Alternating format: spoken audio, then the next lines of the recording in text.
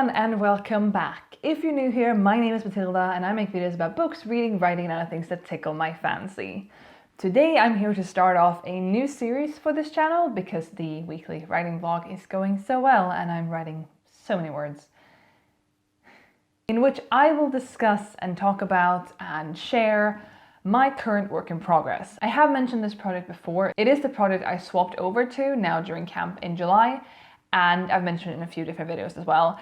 And I want to have this series to, in a way document my progress and how it goes and how much it changes over time, because it's bound to change quite a lot. And I'm also getting that from the weekly writing vlog series, but I want to talk more in depth about different aspects of the story. And it's not going to be the longest series ever, probably. I have 4, 5, 6 video ideas for it, but I want to make this series just so I can look back on it in more detail than the week in writing. The week in writing is more, okay, now I wrote 3,000 words and I've reached the midpoint. This will be more about the characters and the themes and stuff like that. So that's what this series is going to be. Now there is a risk with me making this series that I will lose interest in this story because I'm getting more people involved and hopefully more people excited about it. And since this series will make me talk more in depth and in detail about my project, it could very well end up being that I lose interest in it. That has happened before, just not this publicly and not with this project. But I'm hoping that that will not be what happens and that I will instead stay focused and stay motivated and also get more people interested in this story. Now I guess I should start off with giving you a synopsis for this project, and then I'm going to go into the themes a little bit in this video and talk about my plans for the future, both for the story and also for this new series I'm making, apparently. I kind of just decided to make this on a whim, so we'll see how this actually goes, but let's do this. Now, if you haven't heard me talk about this book before, or if you want a refresher, my novel is called April and Other Fools, and it's about April, who is 26, and she is a British citizen studying to become a doctor in the US. Now, this isn't something that she wanted to do. She was kind of pressured by her parents to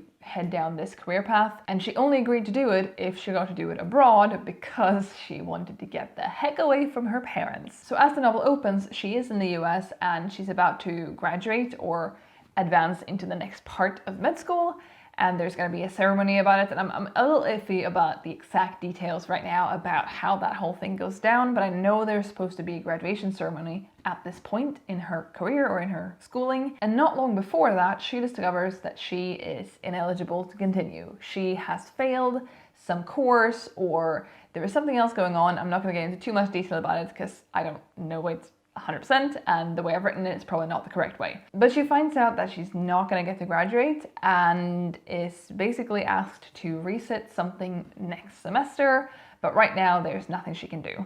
This is of course a huge blow to her because even though she doesn't want to become a doctor, she also doesn't want to disappoint her parents, and there's just no way that she can own up to this to her parents right now. Instead, she reaches out to her older brother, who is also a doctor. He was also forced down that path, but he didn't hate that as much as she did.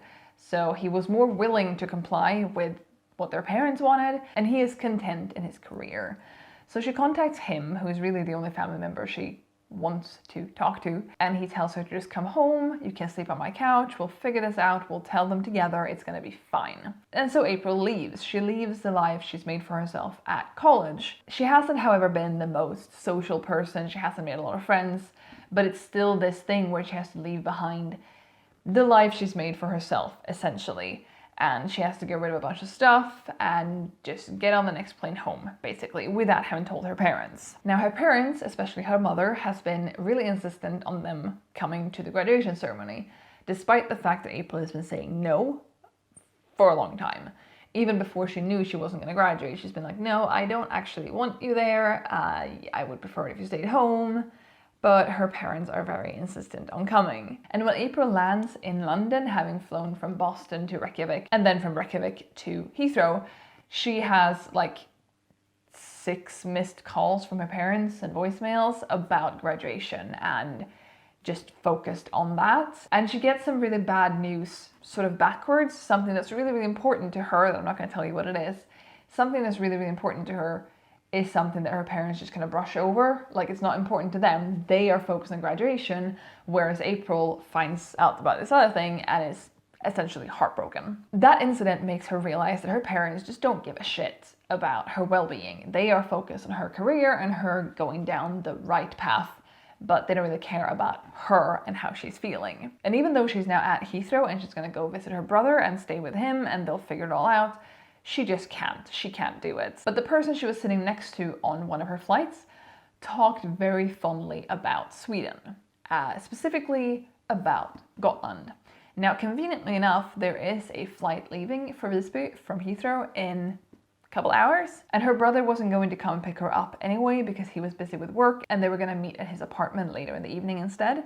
So April buys herself another plane ticket without really thinking about it, and so she goes to Visby. This is where the story really kicks off because this is where she meets her love interest. They have a very cute meet cute. The love interest name is Jennifer, and Jennifer really takes April under her wings and introduces her to the city, to her family, and to her friends, her chosen family. And that is something that's really important for the story a little later on. And essentially, without giving too much away, April ends up spending the summer in Visby, or on Gotland. And that's about as much as I'm going to tell you about synopsis. Now, there's a ton of things that happens, obviously, once she's in Visby, because she ends up here not very far into the story, and there's a lot more to happen. But I don't want to give away all the little details, even though I really want to tell you about the details, because I'm really proud and happy with some of the things I've come up with. Now, a little bit ago, I mentioned family and I mentioned chosen family. And I think those are among the biggest themes in this story,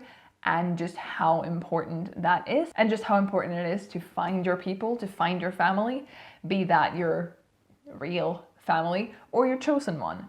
And chosen family plays a huge part in the story because April doesn't have very supportive parents. They don't really care about her as a person, they just care about her career path and her performing well, essentially. Jennifer's family is supportive, but they're never home, they're never around, they don't take the time for her, even though they care a lot more about her than April's parents seemingly do about her. But Jennifer has her aunt, who is a very big presence in her life, and she also has 4 very close friends that are her chosen family, and they sort of adopt April into their family, which is all very sweet and nice, and they just expand their family with one more person. Their group gets one person bigger, and it's not weird, it's not a problem for anyone. They just basically adopt her into the family, and it is so important for April that they do that, and that ends up meaning so much to April, and she's finally found people who really truly care about her. Now, she has her brother who obviously cares, and Jennifer has her aunt, so they both have real family who cares about them. But this chosen family becomes such a big part. It already is such a big part of Jennifer's life, and it becomes such a big part of April's as well. Another theme in this book is sort of coming of age, or finding yourself, finding your place in the world.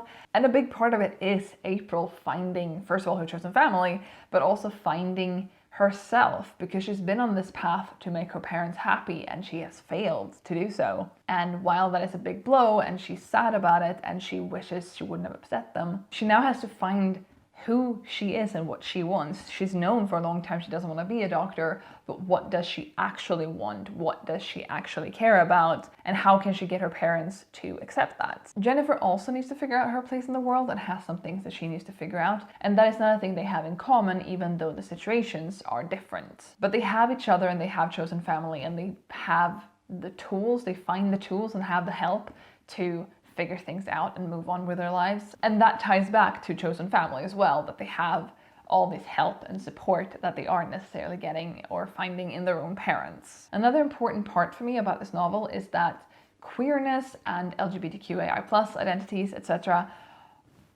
it's normal. I didn't want people's identities to be an issue. I didn't want anyone to have a problem with it. I didn't want anyone to have to come out or anything.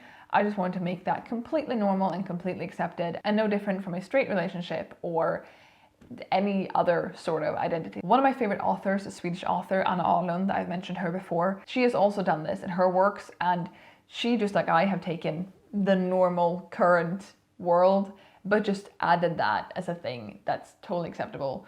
And I really, really enjoy that because the story is not about anyone coming out. It's not about that. It just happens to be queer people who have life issues to deal with. And that is really important to me, that is a thing. As a queer person myself, I wish that's how the world worked. And I know that's not the case everywhere, but this is my novel and my world and my story. Not my story, it's not my story at all, but it's a story I'm writing.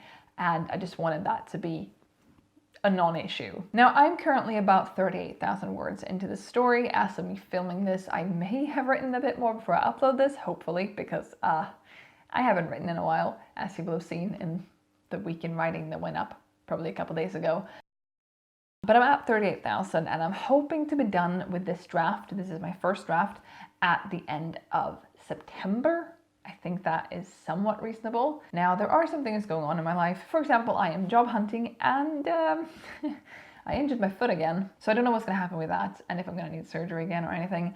But I'm hoping to be done with this draft at the end of September. That doesn't put a huge amount of pressure on me right now, but it's still doable and it's not too lax of a goal, hopefully, for me to just saunter off and do something else and not focus on this. I don't know the exact word count this will end up being, obviously. I'm hoping somewhere 65 to 75,000 maybe, which does mean I have quite a bit left. Whether or not that will be the final word count 6 drafts down the line, I don't know. But I'm hoping to have finished draft at the end of September. And I'm not too focused on the word count right now. I just want it to be sort of the whole story as far as I can make it right now. And then I'll obviously rewrite and, edit after that. This is, however, the sort of the first story that I've properly outlined, and I use air quotes on properly because I have made an outline, but I'm not sure I've made a good one, first of all. I haven't made it too strict. I will have a video up on my outline in a little bit, and I might also rework that outline in that video. So we'll see about that. Right now, I just have this big sheet of cardboard with a bunch of post-it notes stuck to it, where I've sectioned off into which week something happens, because I'm basing this off of weeks, because in Sweden we count weeks. What week things happen in, and then what happens on little post-its. But there's everything from packs up her dorm, gets on a flight and leaves for London on one post-it, to has a cute conversation about butterflies on one post-it. So it's not that each post-it represents a scene or that each post-it represents a chapter or anything like that. It's everything from like really big overarching things that will happen over the course of a couple of chapters probably, to minute little details that I just want to put into that week. So it really varies, and it's not a super thorough outline, but I feel like I have a pretty good grasp on the story in that I have both big picture things but also some details. Again, I'm very excited about some of these details because at this stage normally I don't really have details. I don't really have subplots, I guess, or things that like reoccur throughout the story. For example, inside jokes or a certain topic of conversation that keeps, coming back throughout. I'm not phrasing this well, but I'm really excited to have some of that now, and I'm obviously going to add and remove things as time goes on, as other drafts happen. But I am really excited that I have this much and that I actually have an outline. Usually when I outline, I get sick of the story before I even start writing because I already have the entire story because I've outlined, and then I don't care enough to write it. But this time is different. This time I have a pretty solid outline, I want to say. Future me is going to look back at this and laugh. But I have a pretty solid outline and I am really excited about it, and it feels really good. And this is a project I started working on, I think, in May, and then took a break for a bit in July when I wanted to work on a different story, and then came back to again during July. So it's not something I've just dropped and never picked back up again, which is very exciting. And I know it's only been a couple months between, May and August, but this is the first time in a long while where I've actually been this excited and this focused and motivated and inspired to work on a specific story. Either way, that is a lot of rambling about a story you barely know anything about, despite this video. But I just wanted to start off this series by talking a little bit about these things. And as I said, I have a couple other video ideas for this series. I don't really know how long it's going to be. I don't know if I'm going to call this series anything specific. I just wanted to document it, mostly for myself, but if anyone else gets enjoyment out of this as well, I am very happy for that. Now, if there are any specific elements about this story you want to hear more about, or that you want me to get more in depth about, let me know in the comments down below. I would like to expand this series. And there are probably things I haven't thought about sharing with you that I could totally share with you. So let me know down below if you have anything you want to hear about the story, any specific detail you want me to get into, or if you want me to discuss some aspect more in depth than I have. I believe that the next installment of the series, which will probably not my next video, but the next installment in the series will be the Visby tour. So stay tuned for that. I'm really excited to show you that and tell you about how different things tie into my story. And that will also involve more sort of snippets from the story, maybe not actual excerpts from the story, but things I haven't even talked about in this video, like the tea shop that they frequent and the ice cream parlor that they go to and the restaurant where Jennifer works and so on. Anyway, I should stop rambling and go have my dinner because I'm pretty sure that's cold by now. But thank you so much for watching. And if you like the sound of this series or this book, let me know because that would feel good to hear, I think. Anyway, thank you so much for watching. I'll be back with another video soon, so I will see you then. Bye.